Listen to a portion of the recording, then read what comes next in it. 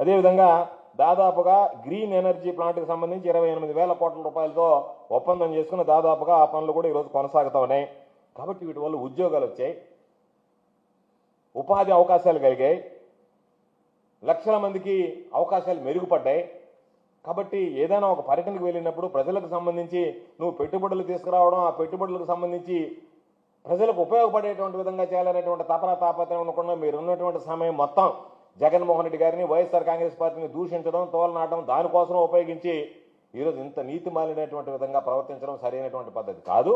కాబట్టి ఇప్పటికైనా మీకు చిత్తశుద్ధి ఉంటే నిజంగా మీకు ఆంధ్ర రాష్ట్ర ప్రజల మీద, ఆంధ్ర రాష్ట్రంలో ఉండేటువంటి నిరుద్యోగుల మీద, ఆంధ్ర రాష్ట్రంలో చదువుకున్నటువంటి యువత మీద వీళ్ళకి ఉద్యోగ ఉపాధి అవకాశాలు కల్పించాలి అనేటువంటి ఆలోచన ఉంటే దయచేసి ప్రచారం కోసం ప్రాకులాడకండి, ప్రచారం కోసం కోట్లాది రూపాయలు ఖర్చు పెట్టకండి.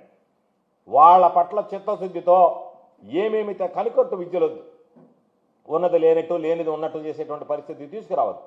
మీరు నిజంగా మీకు చిత్తశుద్ధి ఉంటే ఇటువంటి గలీజు పనులు చేసి రాష్ట్ర ప్రతిష్ట పరువు పాడు చేయకుండా హైదరాబాద్లో ఉండే కంపెనీకి దావోస్లో మాకు ఇన్వెస్ట్మెంట్ వస్తుందని చెప్పి రాష్ట్ర పరువు తీయకుండా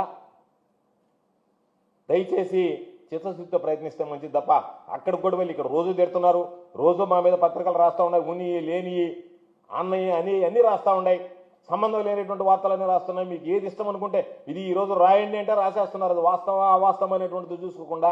కాబట్టి ఇక్కడ బురద చల్లేటువంటి కార్యక్రమం ఉంటే మళ్ళీ ఫ్లైట్లో బకెట్లో బురద తీసుకెళ్లి ఆడతల్లి ఆడ సంతోషపడి వాళ్ళందరి దగ్గర ఎక్కడో యూరోప్ నుంచి వాళ్ళందరినీ తీసుకొచ్చి గంటలు వాళ్ళ కంఠశోష, వాళ్ళ పాప ఆవిడంతలతో అల్లాడిపోతున్నారు మీ దెబ్బకి తట్టుకోలేక.